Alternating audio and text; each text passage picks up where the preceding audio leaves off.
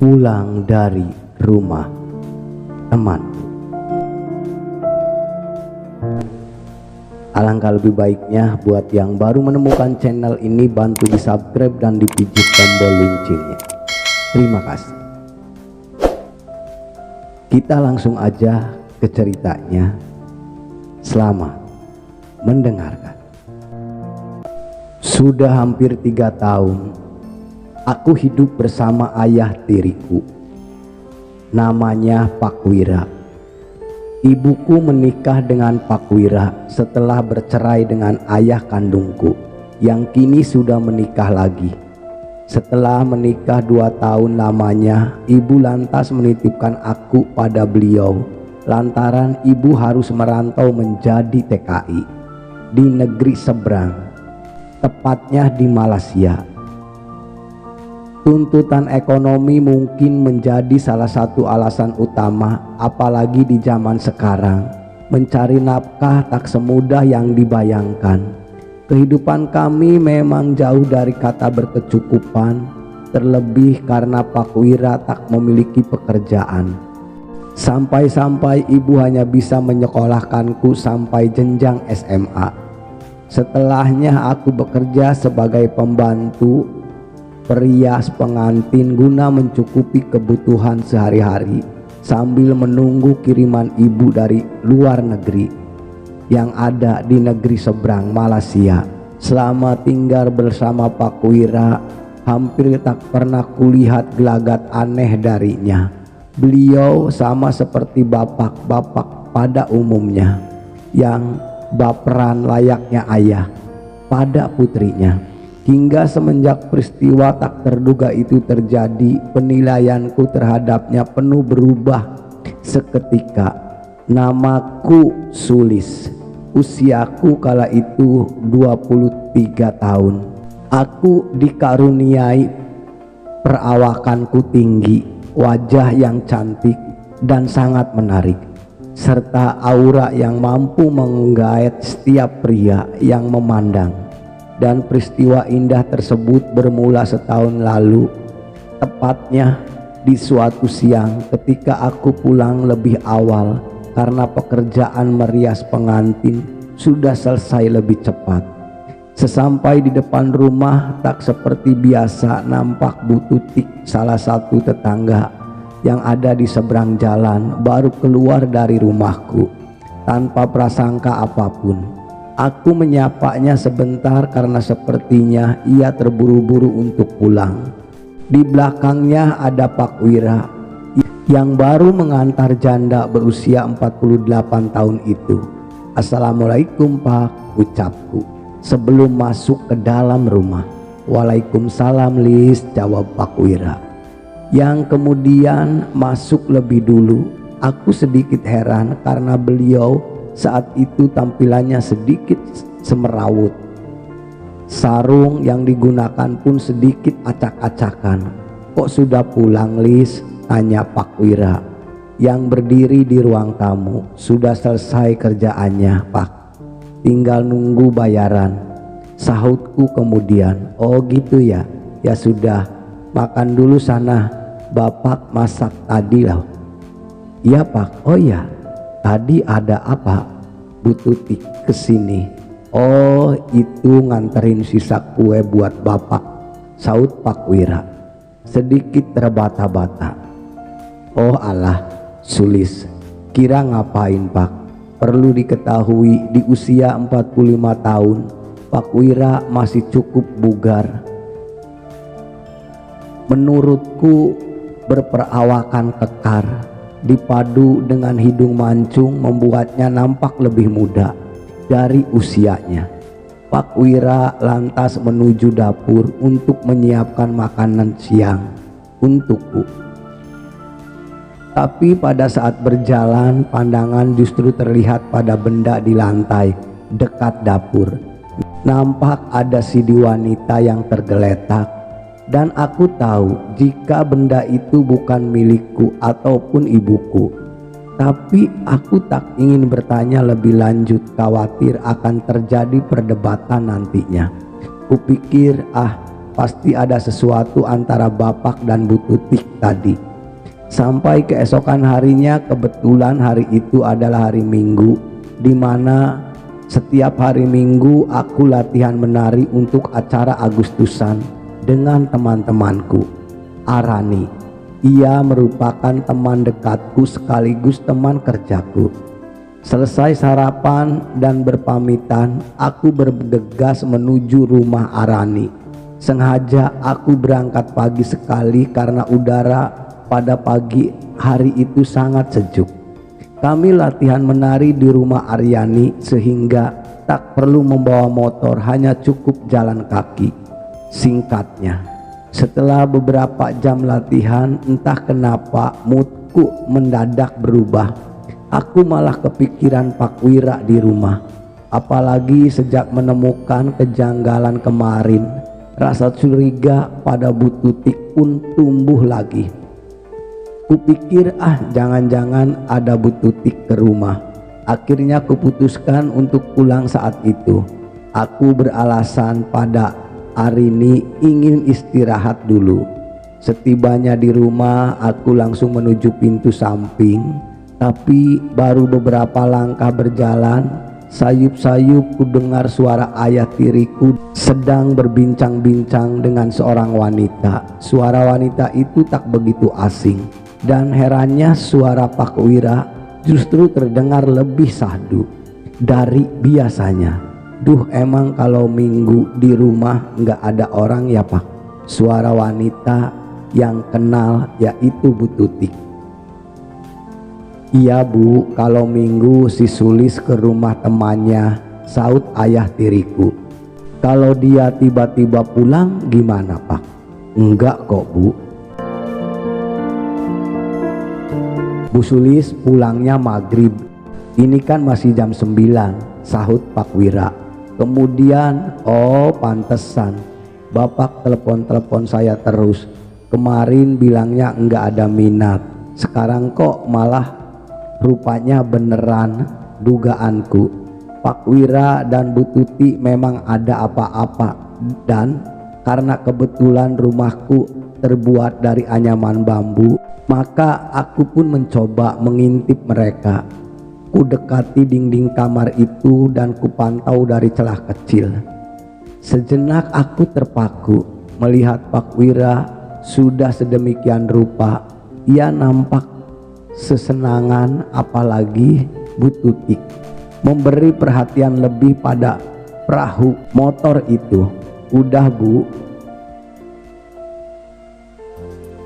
sat-set aja mendengar ucapan Pak Wira. Bu Tutik lantas menyiapkan pintu gerbang kehidupan, sementara Pak Wira sendiri buru-buru merubah haluan. Negara yang tadi menerima menjadi memberi. Aku menggelengkan, tak percaya dengan sikap keduanya. Tapi anehnya timbul gelagat aneh. Bahkan sempat pula aku menelan ludah, memperhatikan kebaikan Pak Wira. Cukup lama aku di sana mengamati dan mendengarkan alunan melodi itu, membuat pintu gerbang yang kujaga turut mengalami tsunami dadakan pula. Aku tak tahu kenapa aku malah ikut hanyut akan kebaikan mereka. Sampai tak sadar Pak Wira pun tiba pada tujuan utama, dan bersamaan dengan itu aku buru-buru berlari pergi dan menemui Arini temanku. Sambil terperongoh-perongoh aku seperti orang bingung di jalan. Sampai di depan rumah Aryani, kebetulan ia masih latihan, sehingga aku langsung ikut nimbrung sekaligus berusaha menetralkan kembali pikiranku. Singkatnya, kira-kira jam siang aku kembali pulang ke rumah. Nampak suasana rumah sunyi, tak seperti awal aku datang tadi. Kok sudah pulang, Lis? Tanya Pak Wira menyambut kedatanganku. Iya Pak, aku bosan. Senamnya susah dihafalin. Ujarku beralasan, ya udah bapak tinggal masak dulu ya, habis ketiduran barusan. Ujarnya sambil melangkah menuju dapur. Dalam hati, wah benar-benar Pak Wira itu bisa-bisanya sandiwara padaku. Padahal selama ini aku mengenalnya sebagai pribadi yang tak neko-neko. Beruntungnya dalam seminggu ke depan aku libur, tak ada kerjaan, sehingga aku bisa memantau bagaimana sikap Pak Wira. Selanjutnya esok hari dan 2 hari berikutnya tak ada kejanggalan seperti waktu lalu. Tapi di hari keempat aku kembali dibuat tak percaya dengan sikap Pak Wira lagi. Siang itu tepat jam 10 siang aku baru saja terjaga dari tidurku. Maklum semalam tetangga desa sebelah mengadakan acara nikahan dengan hiburan dangdutan, sehingga aku dan teman-temanku datang ke sana untuk memeriahkan acara tersebut. Aku pulang menjelang subuh dan alhasil aku kesiangan bangunnya. Saat aku hendak menuju dapur untuk sarapan, secara bersamaan aku berpapasan dengan bapak tiriku. Nampak beliau sudah berdandan rapih seperti hendak pergi. Mau kemana Pak? Bapak mau ke pasar beli beras sama bumbu dapur ya. Ya udah, Sulis ikut ya Pak, sekalian jalan-jalan. Tapi Bapak cuma sebentar kok. Lagian tadi Bu Tutik juga bilang mau ke pasar. Jadi sekalian Bapak bonceng aja deh dia. Mendengar itu seketika rasa curiga hadir kembali di benakku. Sampai tak lama kemudian suara panggilan Bu Tuti pun terdengar di depan rumah. Bu Tuti memanggil, "Kamu jaga rumah aja ya." Aku pun mengangguk dan memperhatikan Bu Tuti sedang dibonceng ayah tiriku itu. Karena penasaran, buru-buru aku menyiapkan motor lalu mengikuti mereka dari kejauhan. Sekitar jarak 2 kilometer. Keduanya pun berhenti di suatu rumah. Lagi-lagi benar dugaanku, bukannya ke pasar, Pak Wira ke suatu rumah yang entah rumah siapa. Setelah memarkirkan motor, mereka pun masuk ke dalam rumah tersebut. Sementara aku yang memperhatikan dari kejauhan segera melangkah menuju rumah itu.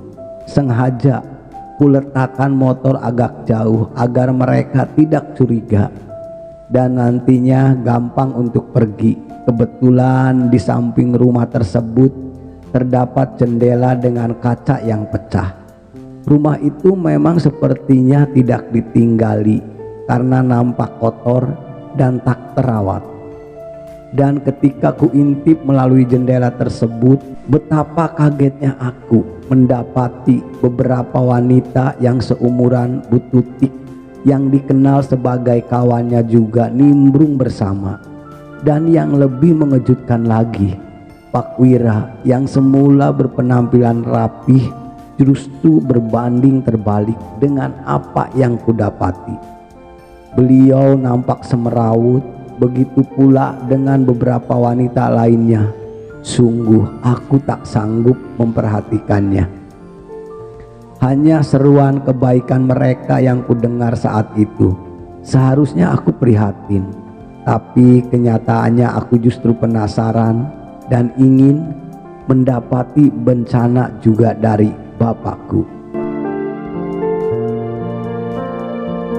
Entahlah, aku bingung juga dengan perasaanku, tak ingin berlarut-larut. Buru-buru aku berlari mengambil motorku lalu pulang ke rumah. Tapi lagi-lagi selama perjalanan bayangan Pak Wira tadi terus terngiang-ngiang di benakku.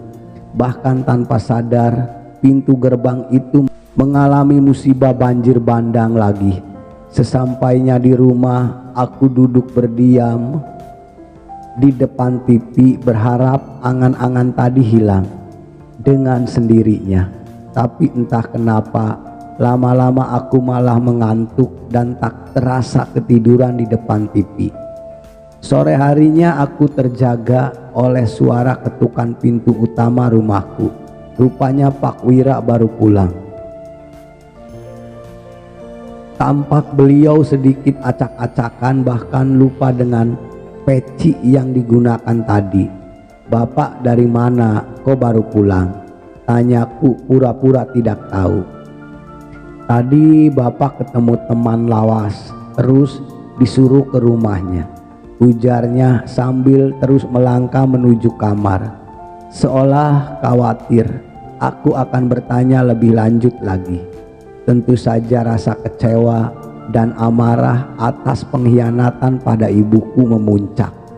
Dengan alasannya bukan sekali ia membohongiku, tapi sudah beberapa kali. Bahkan amarah itu justru menentukanku untuk menemui Pak Wira ke kamarnya. Sesampainya di sana tentu saja Pak Wira kaget sekaligus terheran dengan sikapku. "Kenapa kamu, Lis?" ujarnya dengan nada sedikit tinggi. "Kenapa bapak bohongi ibu? Ibu banting tulang di Malaysia, tapi bapak malah seperti itu sama Bu Tuti." "Hah? Apa maksudmu, Lis? Bapak tidak ke pasar kok." "Sudah Pak, enggak usah alasan," ujarku sambil melangkah ke arahnya. Meskipun rasa kecewa itu nyata, watak wanita dan bayangan Pak Wira di rumah kosong kemarin membuat kekecewaan itu beralih menjadi gejolak, baik di benak tanpa sadar, serta jajaran segitiga muda itu membuat Pak Wira gelagapan sekaligus terpaku. "Lis, kamu kenapa? Mau apa kamu?" ujarnya mengingatkanku. Tapi aku yakin sudah dilanda angin mulia pun segera meniupnya serta memberi sambutan lainnya. "Ingat, Lis, aku ini bapakmu," katanya berusaha menghalau badai yang datang. Tapi percuma, lantaran buru-buru ku ambil perahu motor itu. Bahkan dengan niat mulia aku buru-buru menuju singgasana dan menyelaraskan pintu gerbang dunia. Perahu pun otomatis siaga dan saat itulah kuda sampan menuju Antarika. Aku sendiri tak mengerti mengapa bencana alam tersebut bisa terjadi. Bahkan aku lupa dengan resiko yang bisa saja nanti ku alami. Kendati demikian, tak terlihat raut sedih ataupun menyesal dari Pak Wira. Beliau nampak sesenangan, seolah-olah bersyukur dengan apa yang kuhaturkan untuknya. Dan barulah ketika banjir bandang melanda dan Pak Wira tiba-tiba di saat yang sama, aku tersadar jika apa yang kulalui di luar kendali dunia. "Maafin Sulis, Pak." Pak Wira terdiam sesaat sambil mengatur kembali laju anginnya. "Udah Lis, bapak juga yang salah." Mendengar itu tanpa terasa aku menangis, bukan karena hilang keperdataan tersebut, melainkan aku juga mengkhianati ibuku. Kami terdiam dan termenung untuk beberapa saat. Sampai tak lama kemudian bapak tiriku pun menceritakan alasannya mengapa beliau bisa seperti itu dengan Bu Tutik dan juga wanita yang pernah ku ketahui. Saat itulah aku baru mengerti jika sebenarnya Pak Wira merasa frustasi karena selama ini memiliki pinjaman pada Bu Tutik dengan alasan tak bisa membayar. Pak Wira pun harus mengikuti tugas negara dari Bu Tutik, termasuk dengan wanita yang kulihat kemarin. Sungguh aku benar-benar merasa tertampar dengan penuturan, dan sejak itulah aku selalu menjaga Pak Wira setiap kali Bu Tutik datang ke rumah. Beruntungnya sebulan kemudian ibuku pulang dari luar negeri sehingga pinjaman pada Bu Tutik itu pun bisa dilunasi. Meski begitu, baik aku dan Pak Wira tetap menjaga rahasia yang pernah kami lalui. Dan sebagai antisipasi, aku meminta ibuku untuk lebih memperhatikan Pak Wira. Dan sebagai penebus kesalahanku, akulah yang kini harus merantau menjadi TKI menggantikan ibuku. Demi kebaikan keluarga kami, cerita ini selesai.